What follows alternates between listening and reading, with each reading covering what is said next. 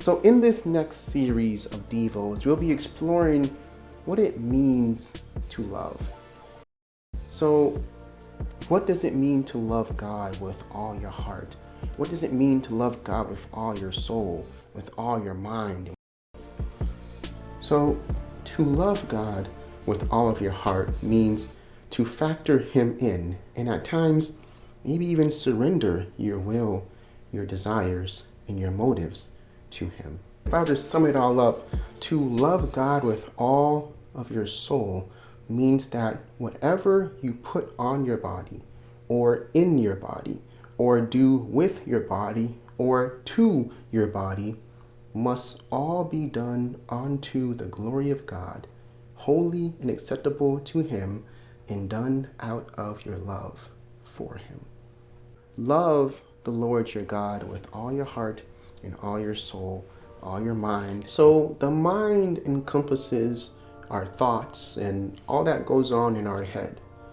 Philippians 4 verse 8 exhorts us saying, "Finally, brethren, whatsoever is true, whatsoever is honorable, whatsoever is right, whatsoever is pure, whatsoever is lovely, whatsoever is of good report, and if there is any excellence or anything worthy of praise, think on these things."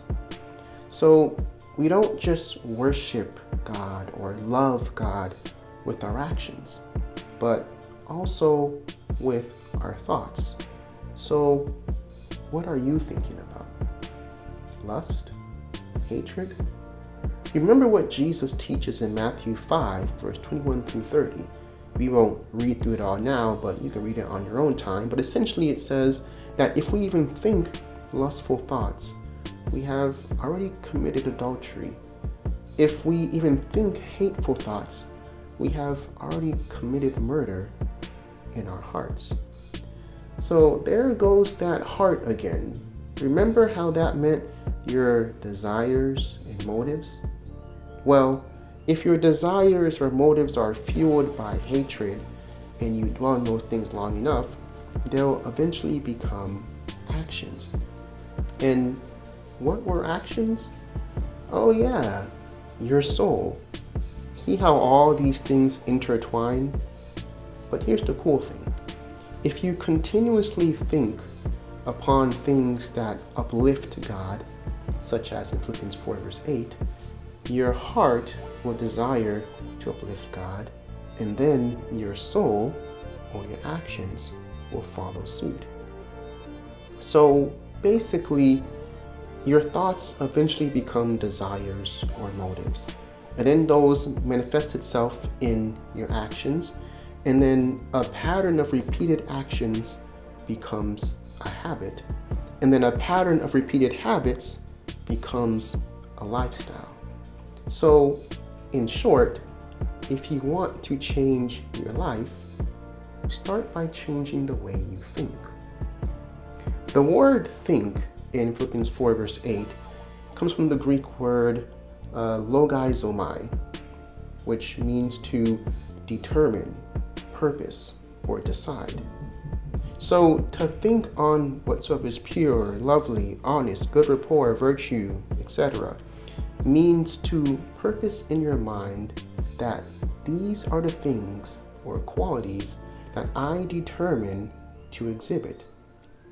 That's why in 2 Corinthians 10 verse 5 it says, "We cast down imaginations and every high thing that exalts itself against the knowledge of God, and bring into captivity every thought to obedience of Christ." So because we understand the power of our thoughts, we cast down any thought or imagination that is against God, His will, or His word, knowing that if we even entertain them long enough, they will eventually become our actions. Okay, so how do I do this practically? It's actually quite simple. Just think more godly thoughts. Check it out. Your brain is made up of a bunch of neural pathways or networks. And your brain loves to go down the path of least resistance. So the reason why you can do certain things without even having to think about it, or you have certain thought patterns that you seem to just default to, is because those are the neural pathways that have the least resistance, which simply means that those are the pathways that are used the most often. So in order to break a habit or a neural pathway, well, actually, you don't really break it. What you do is you just have to create a new one.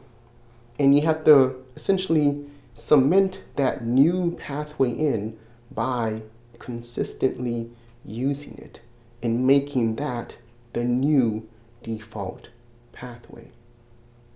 So, to love the Lord your God with all your mind means to be mindful of what you think about and what you allow to enter your mind, or what you entertain in your mind, and casting down any thought and imagination that exalts itself against God, and purposing in your mind that that which you think is what you wish to be.